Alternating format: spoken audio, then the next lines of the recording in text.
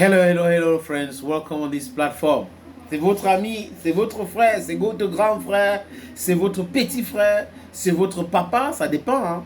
Je vous salue encore. Senator Cletus, a.k.a. Ejawi Moses.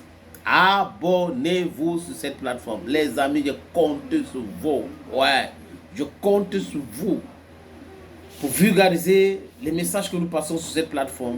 Ça peut être possible si vous partagez, vous likez, vous commentez. L'algorithme de Facebook va reconnaître que oui, ça c'est une vidéo, un podcast que les gens veulent voir et vont partager davantage. Mais n'oubliez pas quand vous vous abonnez de cliquer sur la cloche de notification. Les amis, ma blow fire now. Your Bamenda man, your Ekona man, your Guy man, your Bakur man, and proudly so, your Anglophone brother. You're welcome on this platform. Je suis l'homme le plus noir de la terre. L'homme qui adore la justice, l'homme qui adore la vérité. Ce qui m'anime ici, les amis, c'est la vérité. Je peux me tromper, et le dit très souvent, parce que je suis un être humain. Mais je me trompe de bonne foi. Et je déteste ceux qui manipulent. Je déteste ceux qui insultent. Je déteste ceux qui chosifient les gens. Vous avez certaines personnes dans ce pays qui minimisent le travail des journalistes. Serine Toulou, son dernier post montre à suffisance que le travail d'Annette Econo, c'est un travail de bullshit. C'est pas par rapport à un reportage que patati patata. Vous le savez, peut-être, vous n'avez pas remarqué. C'est à travers ce reportage que je vais vous montrer certaines images que vous allez comprendre pourquoi M. Ntoulou s'est fâché et était en colère contre Annette et parlait comme ça d'Annette. M. Ntoulou est au ministère normalement de sport et d'éducation physique. Quand il dit de sport, il parle de tous les sports. Mais l'attitude de M. Ntoulou et son patron, Narcisse Molekombi, démontre que ils ont transformé ce ministère des Sports au ministère de Lions Indomptables. C'est l'abus quand on dit ministère du foot. Non. Le ministre actuel se comporte comme si, quand on parle des sports, c'est uniquement les Lions Indomptables. Ils sont, les amis, non? André Onana, l'homme qui refuse de donner son passeport, après il commence à nier autre, alors que la vérité est là, et il cite les gens et autres. Donc vous voyez que on est dans un pays terrible. Dans un pays où les gens pensent que, parce qu'on est fonctionnaire, on est automatiquement militant d'eux. On doit être militant d'eux. Et comme on est militant d'eux, on est protégé. Personne ne peut rien nous faire. Personne ne peut rien nous faire. Nous sommes invincibles, nous sommes intouchables. It is not true. The day you wake up from this, your deep sleep, it's a deep slumber, that you will know that you made a very big mistake by mistaking the country for a political party, by mistaking the country for Mr. Paul Biya. Mr. Paul Biya is not Cameroon. Cameroon does not belong to Mr. Paul Biya.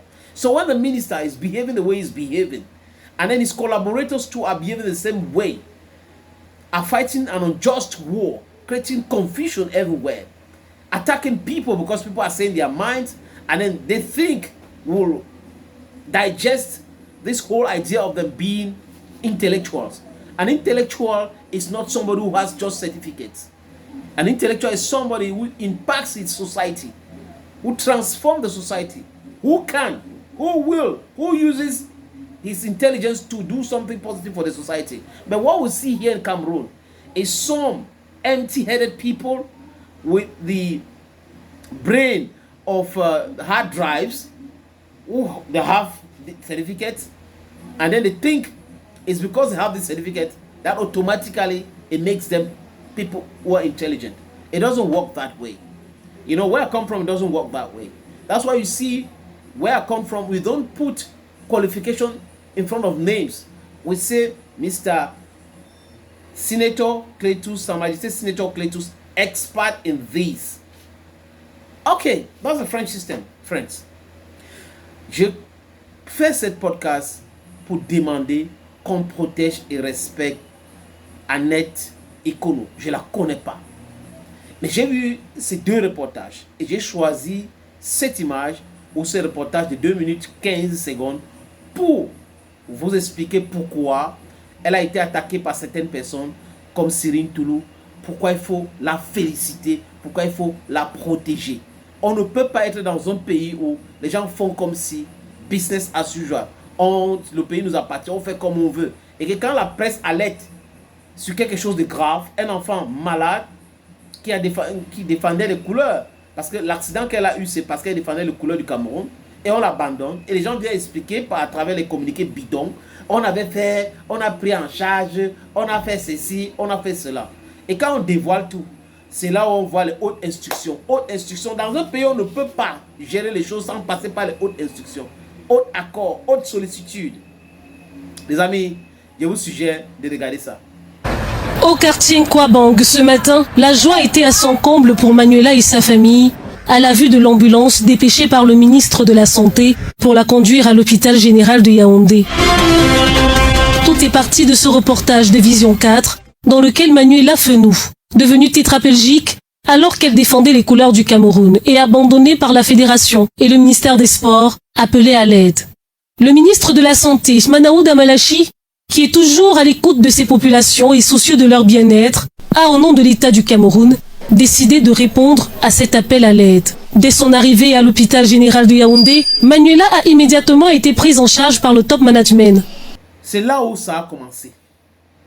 Vous pensez que c'est tout? Non, je vais vous montrer maintenant la réaction du directeur de l'hôpital général. Parce que quand Annette fait ce reportage, qu'est-ce qui se passe-t-il? Le ministre de Santé n'a pas réagi par des hautes instructions. Tout de suite, le ministre envoie l'ambulance, prend cet enfant et amène à l'hôpital général.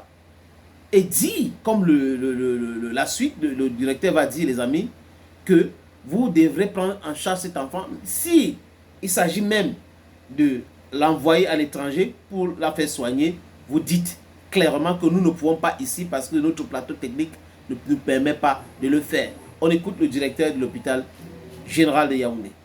Et donc l'évaluation est en train d'être faite par les neurochirurgiens de l'hôpital général. Et ensuite, un compte rendu sera adressé au ministre de la Santé qui nous a demandé de penser à toutes les éventualités allant au besoin jusqu'à son évacuation sanitaire. On est très content par rapport à tout cela. Et avoir les médecins, la mobilisation autour d'elle. Ça fait 3 ans que cette petite fille Manuela Fenou était à la maison, alitée, sa maman souffrait, une veuve. Et après, on comprend. Le premier reportage d'Annette Ikono a aidé à ce que le ministre réagisse. Et ce n'est que normal qu'elle fasse encore un autre reportage pour dire voilà, on remercie. Les amis, je vous suggère d'écouter Manuela Fenou. Voilà, j'allais dire Ikono, c'est Manuela Fenou.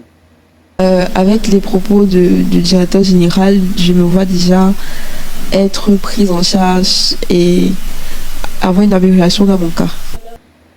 Voilà. Et sa maman aussi va réagir.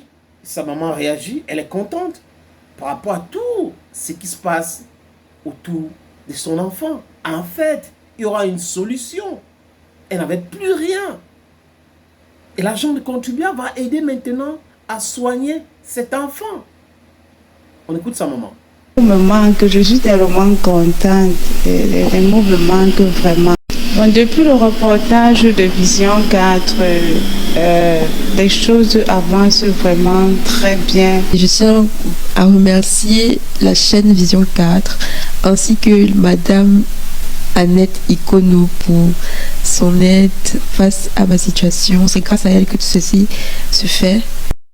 Et la suite maintenant, les amis, c'est là où je dis on doit protéger Annette Ikono et la respecter aussi. C'est très important. C'est la fin de son papier, certainement, qui a heurté les gens au ministère des Sports. Des cas comme celui de Manuela Fenou, on en compte par dizaines au Cameroun, et on serait en droit de se demander que fait le ministère des Sports, qui est prompt à réagir lorsqu'il s'agit du football, en attendant des réponses qui ne viendront sûrement jamais. Devant à la gloire de Marc Brice et de ses valeureux fouleurs. Parce qu'il dit les choses clairement. Si c'était le football, on devait voir Narcisse Moué le combi. Mais comme ce n'est pas le football, on ne le voit pas. Et la réaction de Cyril Toulou démontre encore que c'est ça. Parce que la façon qu'il s'est énervé pour écrire sur Facebook, on a compris que c'est bien cela. C'est à partir de cette conclusion, de ce reportage, que les gars là se sont fâchés contre Annette Ikono. Mais quoi? Quoique, elle a fait son travail. Et il faut la féliciter, la protéger. C'est ça le truc. Il faut la protéger. Vous savez, quand elle a posté aussi que Samuel Eto'o va prendre en charge l'évacuation sanitaire, ça a irrité les Cyril Toulou. Et vous avez vu, ils ont commencé avec des hautes instructions, hautes ceci, parce que là, c'était une honte.